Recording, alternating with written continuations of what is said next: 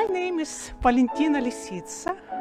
I'm a pianist, as you can see, and I was born in Ukraine, in Kiev. I studied in the United States, I traveled the world, and today I came here to beautiful Noto to play concert for everybody.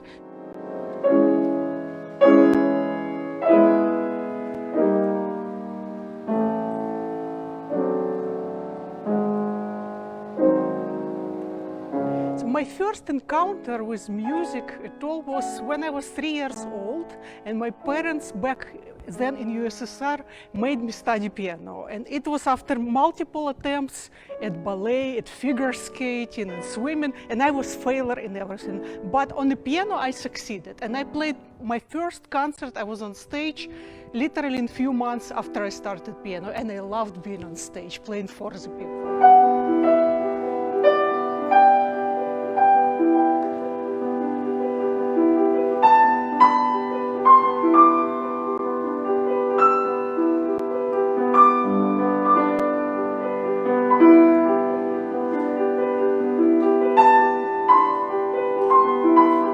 Did I ever want to stop and just quit and do something different for music? Yes, and many times. You know, first time, again, when I was very little and I played music for people, I enjoyed being on stage, but I didn't necessarily relate to the composers. And many people, they want to be on stage to play music because they think it's a glamorous life of musician, which is not. It's a hard work. It's 12 hours of practice in a day.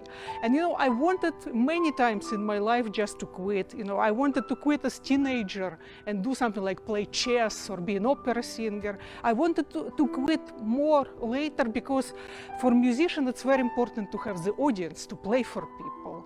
And when you are stuck and you don't have place to play, you are almost desperate to go in the street and play.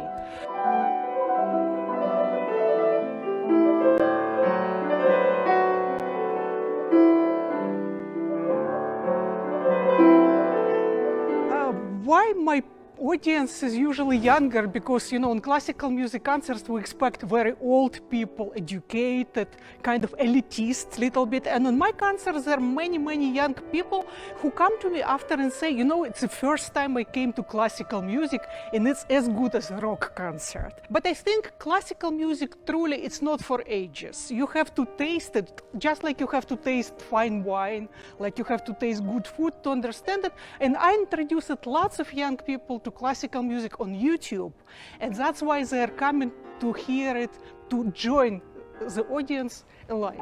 You know, it's difficult. Yes, you turn on TV and you don't see classical music on TV. You don't see it in popular shows. And I just saw the statistics in United Kingdom, in UK, 73% of young people never heard the name Mozart mentioned. They just don't know who Mozart is. And Mozart is so cool.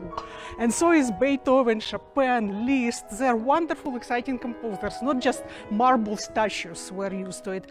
But you know, YouTube and social media, in a way, I think they're good because, you know, the worst thing we as adults can do for young people is to tell classical music is good for you. You have to listen to it. It's, you know, like you have to eat your green vegetables. You cannot eat sweets all the time. And people say, no, I want to eat sweet. I want to eat gelato. Same with classical music. They have to discover it by themselves. And maybe TV is not the medium that young people watch it all. So YouTube or live concerts, concerts in clubs, concerts on open air, that's what music needs to bring it towards the people, to young people.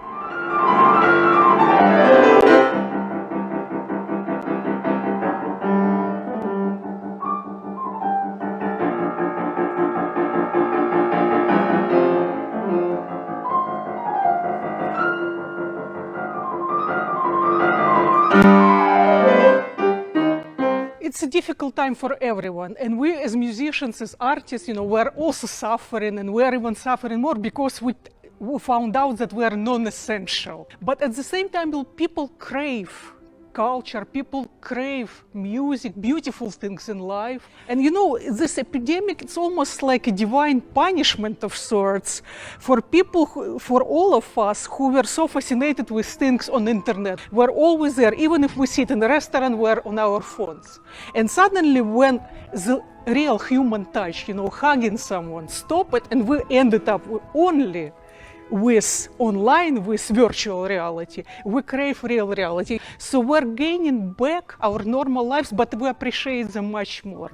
And I think we should strive to stick together. You know, unfortunately, we're all tired of coronavirus, but coronavirus is not tired of us yet. So it will take time until the cure, vaccine is found, but we have to stick together. We have to remember that we're human. Culture is what unites us, and being social, being together, it's what unites us.